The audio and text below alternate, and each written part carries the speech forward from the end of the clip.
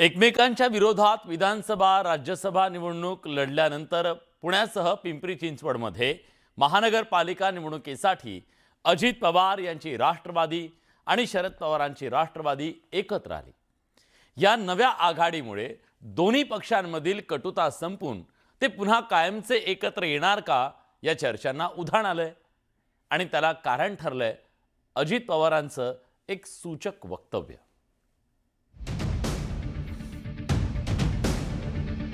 तुझ्या तोंडात साखर पडो,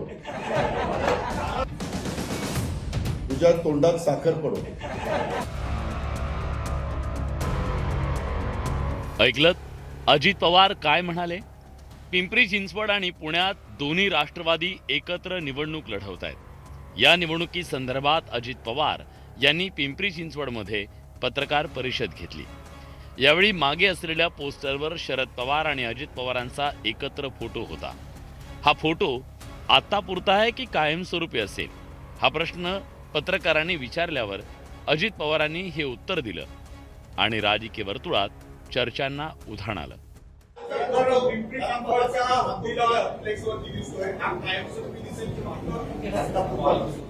तुझ्या तोंडात साखर पडो, तुझ्या तोंडात साखर पडो।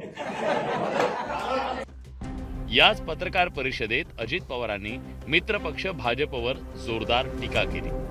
भाजपला राक्षसी भूक असल्याचा टोला त्यांनी लगावला। त्यानंतर संजय राऊत यांनी अजित पवारांवर निशाणा साधत भाजपची साथ सोडा असा सल्ला दिला। अजित पवार भारतीय जनता पक्षाच्या विरोधात जी भूमिका घेत आहेत त्यांच्या भ्रष्टाचाराविरुद्ध भूमिका घेत आहेत आणि त्यानंतर अजित पवार आणि शरद पवार हे एकत्र निवडणूक लढत आहेत। त्यांचा मार्ग बदललेला दिसतो हे माझं म्हणणं आहे। हा जर मार्ग बदललेला असेल तर त्यांनी भारतीय जनता पक्षाची साथ सोडावी।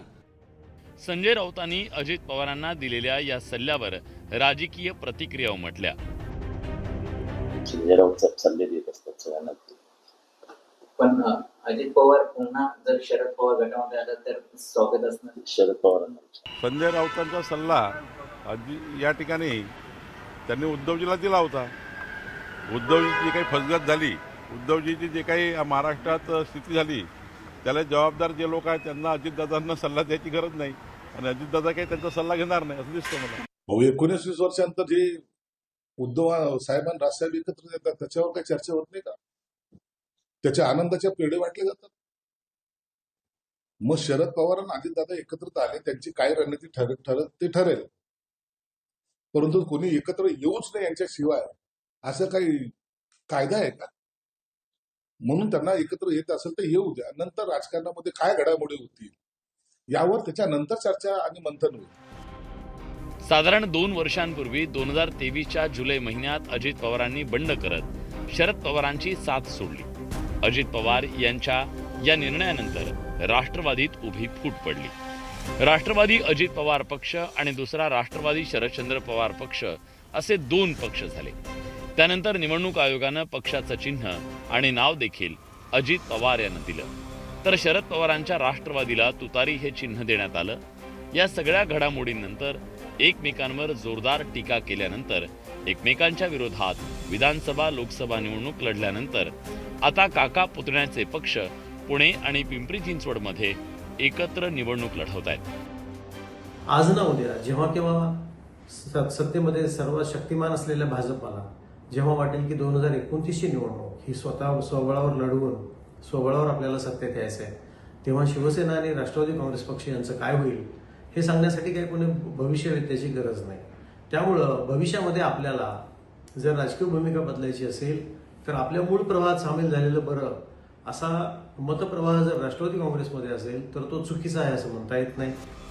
राज्यात आणि केंद्रात अजित पवार महायुती सोबत असले तरी स्थानिक स्वराज्य संस्थांच्या निवडणुकीत भाजपनं अजित पवारांच्या पक्षाविरोधात शड्डू ठोकल्यानं अजित पवारांनी महापालिकेसाठी काकांसोबत जाणं पसंत केलं। पुण्यात आणि पिंपरी चिंचवडमध्ये दोन्ही राष्ट्रवादी एकमेकांच्या चिन्हावर निवडणूक लढवत आहेत। एका वॉर्डात घड्याळाचे 3 आणि तुतारीचा 1 उमेदवार असेल तर तो उमेदवारही घड्याळ चिन्हावर लढणार आहे।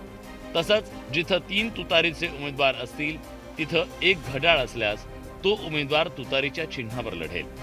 दोन्ही पक्षातला हा समझोता पाहता आणि अजित पवारांचं विधान पाहता लवकरच दोन्ही राष्ट्रवादी काँग्रेस एकत्र येणार का याची चर्चा राजकीय वर्तुळात सुरू झाली आहे. Bureau report, news 18 Lokmat.